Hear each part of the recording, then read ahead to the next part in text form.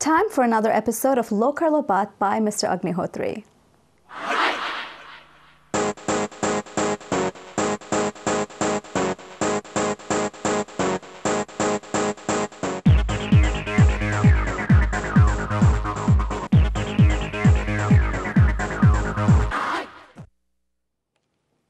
नमस्कार।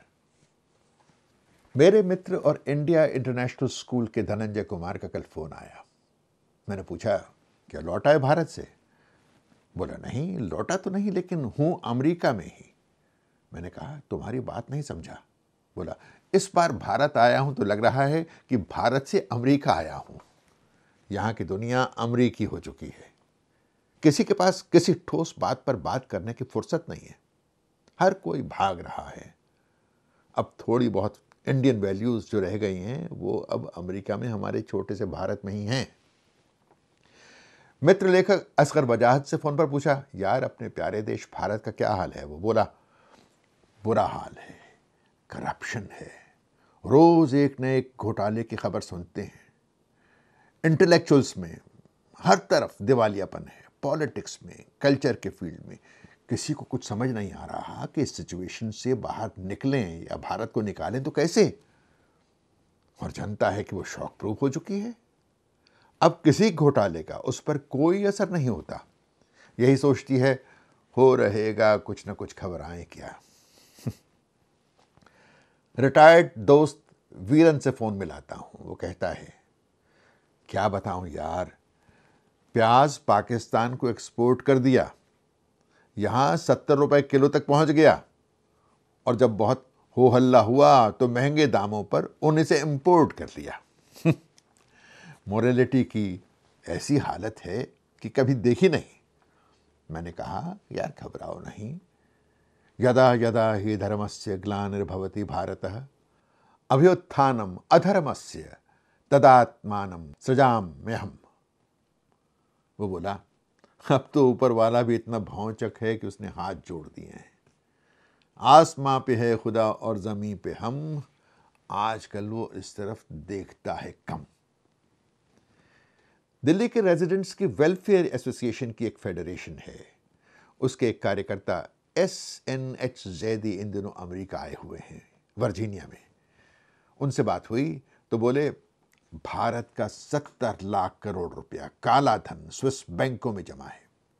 उसे देश में वापस लाने और जिन लोगों ने यह पैसा वहां जमा कर रखा है उन पर मुकदमा चलाने के रास्ते में केवल 2 बड़ी अड़चनें हैं।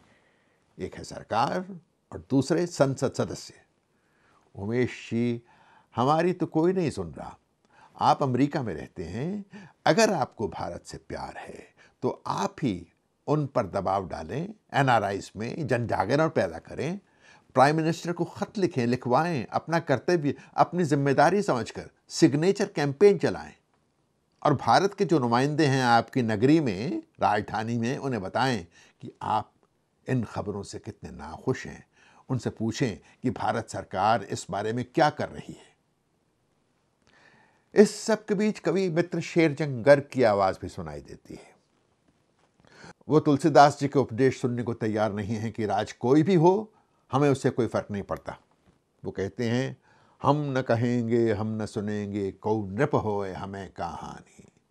जिसने बोया उसने काटा, हुई मियाँ ये बात पुरानी। किसको जिम्मेदारी सौंपे, हर सूरत जानी पहचानी।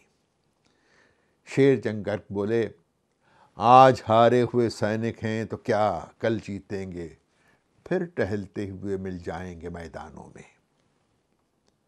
और मेरे मित्र ब्रह्म स्वरूप, वो कहते हैं, सारी दुनिया ही संकट के दौर से गुजर रही है, आप भारत को रो रहे हो।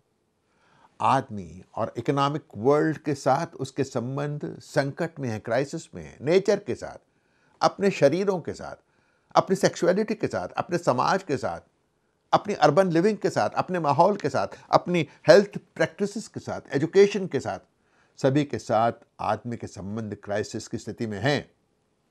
इस सब में हमारा भारत भी अजब शान और आन के साथ खड़ा है। आप गणतंत्र दिवस मनाइए, लोग कर लो बात।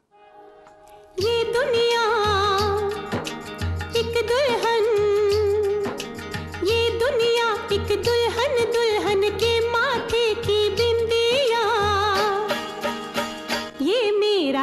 India, I love my India, वतन मेरा इंडिया, सजन